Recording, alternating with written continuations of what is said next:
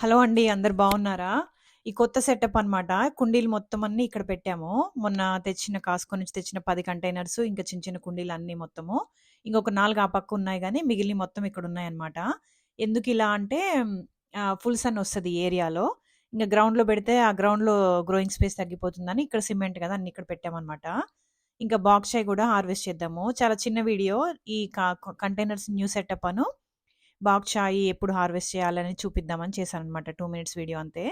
ఇదెందుకు తొందరగా హార్వెస్ట్ చేస్తున్నాను అంటే, ఇది ఎక్స్‌ట్రీమ్ కోల్డ్ గానీ, ఎక్స్‌ట్రీమ్ హాట్ టెంపరేచర్స్ ఉన్నప్పుడు బోల్ట్ అయిపోతుందనమాట. బోల్ట్ అవ్వడం అంటే, ఆకులు ప్రొడ్యూస్ చేయడం ఆపేసి, ఇంకా ఫ్లవర్ వచ్చేస్తుంది.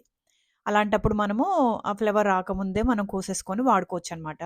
ఇన్‌కేస్ మీకు విత్తనాలు కావాలంటే వదిలేయొచ్చు. నేను ఆల్రెడీ 2 కుండీలలో వదిలేసా. ఇక గ్రౌండ్‌లో గూడా కొన్నున్నాయి. ప్రాబబ్లీ అయి గూడా వదిలేస్తా అనుకుంటా. అందుకని వీటిని మాత్రం తీసేసి పప్పులో ఏసాననమాట. ఈరోజు మధ్యాహ్నము బావుంది. టొమాటో అవి ఏసి పప్పులో ఏస్తే క్యాబేజ్ పప్పులాగా అట్లా అనిపిస్తదనమాట. ఆహ్, సో, మేబీ ఎక్స్‌ట్రీమ్ అంటే బాగా సమ్మర్‌లో హై హీట్ ఉన్న సమ్మర్‌లో కోల్డ్ ఉన్న టైంలో ఇవి తొందరగా బోల్ట్ అయిపోతాయి. కానీ ఒక 2 లేయర్స్ అయితే వచ్చాయన్నమాట ఆకులు. సో, ఇంతవరకు పర్వాలేదు.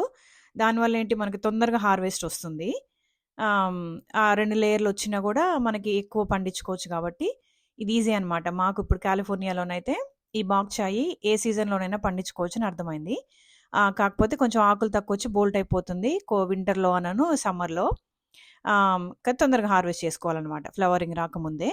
ఇంగా ఆ పెద్ద కుండీలున్నాయి గదా! కంటైనర్స్ వాటిల్లో మొత్తం అంతా విత్తనాలేసాను. పాలకూర ఆహ్, ఇవన్నీ.